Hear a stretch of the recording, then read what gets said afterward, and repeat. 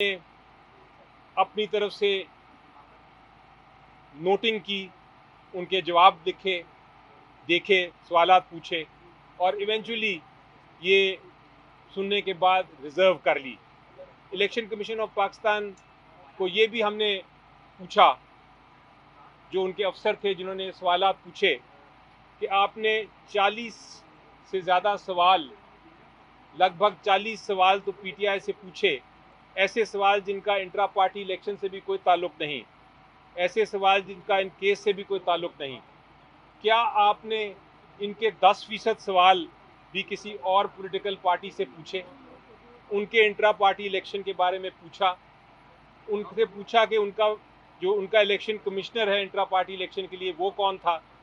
उनसे पूछा कि आपके इलेक्शंस वाले जो जो हुए वो क्यों अनअपोज्ड कंटेस्ट के, वोटिंग के बगैर उनको क्यों किया गया? उसका फिर आज भी कोई जवाब नहीं आया, और वो इसलिए नहीं आया क्योंकि हमें यकीन है कि ये सवालात जो हमसे पूछे जा रहे हैं वो किसी से नहीं पूछे गए, बल्कि चीफ इलेक्शन कमिश्नर साहब ने ये रिमार्क भी पास किया कि आपसे ये हम इसलिए पूछ रहे हैं क्योंकि आप एक बहुत ख़ास जमात है। वो उन्होंने मजाकन कहा, वो तंजन कहा, एक लाइटर मोड में कहा, लेकिन बहरहाल उसके पीछे हकीकत भी लगती है कि अगर ये सवालात 40 सवाल जो हैं वो खाली पीटीआई से पूछे गए और दूसरी पार्टी से नहीं पूछे गए, तो सर्टेनली एक तासर तो मिलता है कि डिस्क्रिमिनेशन हो रही है। इसके अलावा अगर आप देखें तो बहुत सारे सवालात तो ऐसे थे जिनका, जैसा मैंने कहा कि ताल्लुक तो नहीं था इस केस से, लेकिन वो ऐसे थे जिनका जवाब भी बिल्कुल हमारे आइन में और जो इलेक्शन एक्ट है उसमें मौजूद था। वो सवाल पूछने की ज़रूरत ही नहीं थी। इतने टेक्निकल सवाल उठाने, इतने टेक्निकल इश्यूज उठाने, और उसके लिए पाकिस्तान की सबसे बड़ी जमात का इलेक्शन सिंबल डिले करना, 2 दिन रह गए हैं, शायद 1 दिन रह गया है नॉमिनेशन पेपर्स में, उसको डिले करना कि हमें सिंबल ना मिले, इन टेक्निकल सवालों के वजह से मेरा ख्याल है जमहूरियत को बड़ा नुकसान पहुंचेगा। उम्मीद ये है, आखिर में मैंने ये कहा था, रिक्वेस्ट की थी इलेक्शन कमीशन ऑफ पाकिस्तान को कि आप इसका जल्द से जल्द फैसला कर दें। जो भी फैसला है आप कर दीजिए ताकि हम नेक्स्ट स्टेज पे जा सकें और अपना सिंबल ले सकें, जो हमारा हक है, पीटीआई का हक है। उन्होंने जवाब में ये बताया मुझे कि उनको एहसास है कि इलेक्शन शेड्यूल अनाउंस हो चुका है, उनको एहसास है कि फैसला जल्द होना है, लेकिन जजमेंट आज रिजर्व कर ली गई है। अब देखेंगे कब उसको अनाउंसमेंट आती है। शुक्रिया। देखो, ये इलेक्शन कमीशन ने, अली साहब सही फरमा रहे हैं, इलेक्शन कमीशन ने 175 पॉलिटिकल पार्टीज़ में से हमारे इलेक्शन को बड़ी बारीक बीनी से देखा है। यहाँ तक देखा है कि अगर टाइपो एरर भी आया है 3 बजे और 5 बजे का, तो उसका भी एक क्वेश्चन फ्रेम करके हमसे उसका एक्सप्लेनेशन मांगा गया है। लेकिन आज आप सब लोगों के सामने हमने इलेक्शन कमीशन के हर सवाल का जवाब दिया है, हर आईनी और कानूनी सवाल का जवाब दिया है। हमने उनको फैक्चुअली भी असिस्ट कर लिया। कमीशन को हमने बताया कि सब प्रोसेस हमने बारीक बीनी से खुद भी किया है, कानून और आईन के मुताबिक हमने प्रोसेस कंप्लीट किया है। इलेक्शन कमीशन से आखिर में हमने ये इस्तदा की है कि आखिरी date filing of nomination form 22 है। आप बराह मेहरबानी इस केस का फैसला और इस सर्टिफिकेट को वेबसाइट पे चढ़ाना ये 22 तारीख से पहले कर ले, ताकि हमारे वोटर, सपोर्टर और जो हमारे कैंडिडेट्स हैं उनकी एंजाइटी ख़त्म हो जाए। और इस प्रैक्टिस को, जिस तरह कमीशन ने हमें कहा कि रूल्स के बारे में बताओ, ताकि इलेक्शन आपके इंट्रा पार्टीज इलेक्शन की लेजिटिमेसी का सवाल है। मैं इलेक्शन कमीशन से कहता हूं कि आप सर्टिफिकेट वेबसाइट पे चढ़ाए, ये भी जनरल इलेक्शन की लेजिटिमेसी का सवाल है।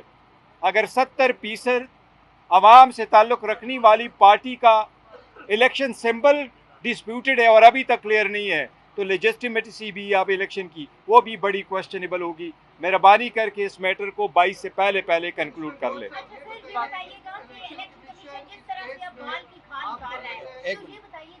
आपको लगता है कि आपको बल्ले का इंतखाबी निशान मिल जाएगा, और आपने क्या इसलिए क्योंकि पीटीआई का इतना ज्यादा वोटर है, अगर इंतखाबी निशान नहीं होगा बैलेट पेपर पर तो वोटर मुतासिर हो जाएंगे। तो अब आपने क्या हिकमत अमली अपना रखी है, क्योंकि टोन तो आपको इनकी समझ आ रही है। देखिए, पहली बात तो ये है कि हमें अभी भी उम्मीद है इंशाअल्लाह ताला क्या कानून और आईन के मुताबिक फैसला होगा, तो हमें अभी भी उम्मीद है और हमें उम्मीद का हमेशा से और इत्मीद का हमेशा से इजहार किया है कि कमीशन इंशाअल्लाह ताला हमें डिसअपॉइंट नहीं करेगा इस मरतबा, और ये हमारा राइट है और इलेक्शन हमने सही किए हैं तो हमें निशान सिंबल मिलेगा। ये आवाम का बुनियादी हक़ है कि अगर वो इस पार्टी को चूज़ करते हैं तो इसकी आइडेंटिटी बहाल रहे। लेकिन अगर ये नहीं मिलता तो जो सेकंड है वो एक मरतबा अली ज़फ़र साहब ने आपको कहा था कि हमने बी प्लान रखा हुआ, फिर आपसे शेयर करेंगे इंशाअल्लाह ताला। लेकिन अल्लाह ना करे क्या साहब। मैं इसमें ऐड कर दूं कि हमेशा अल्लाह ताला भी ये फरमाते हैं कि अपना पॉजिटिव रखें अपने आप को। हम पॉजिटिव हैं, हमें यकीन है कि जिस तरह की हमने बहस की है आज, इंशाल्लाह इलेक्शन सिंबल पीटीआई को मिल जाएगा। और लेकिन जिस तरह बैरिस्टर साहब बता रहे हैं, प्लान बी और प्लान सी भी तैयार है, क्योंकि हिकमत अमली यही होनी चाहिए कि आप हर मुश्किल वक्त में अपना प्लान्स जो हैं, अपनी स्ट्रेटजीज जो हैं, उनको मुस्तहकम रखें। चेयरमैन पीटीआई साहब ये बैरिस्टर अली ज़फ़र साहब ने जिस तरह के दलाइल जो उन्होंने सवाल उठाए कि इलेक्शन कमीशन का वो काम नहीं है जो उन्होंने सवाल उठाए, इसका मतलब ये है कि इलेक्शन कमीशन पार्टी बना हुआ है। आप इसके ऊपर इलेक्शन कमीशन के रोल को किस तरह से देखते हैं? देखिए, वो हमेशा से हम कहते हैं जजेस को, हम इस तरह कहते हैं जिस तरह की बारीक बीनी में ये लोग चले गए और ऑफिस जिस तरह बारीक बीनी में चला गया, बट कमीशन ने उसको अच्छी तरह से नोट किया हुआ है। हमें उम्मीद है इंशाल्लाह कमीशन इसको अच्छी तरीके से एड्रेस करेगा। एक ही रोज सुप्रीम कोर्ट बार और पाकिस्तान बार एसोसिएशन ने इलेक्शन कमीशन और चीफ इलेक्शन कमिश्नर पर अदम एतमाद का इजहार किया और मुस्ताफी होने का मुतालबा भी किया है। आप क्या समझते हैं, एक टाइम पे दोनों की तरफ से मुतालबा आया है और ये किस तरह मुतासिर कर सकता है? देखिए, मैं सुप्रीम कोर्ट से ये अपील करूंगा, जो हमारे कहा हुआ है कि सुप्रीम कोर्ट ने जब अभी ये ऑर्डर किया हुआ कि 8 तारीख को हो, और बहुत अच्छा हुआ, हम तो थ्रू आउट सुप्रीम कोर्ट में थे। हमने 3 पिटीशन है सुप्रीम कोर्ट में फ़ाइल कर दी थी, 7 पिटीशन है हमने हाई कोर्ट में फ़ाइल कर दी थी।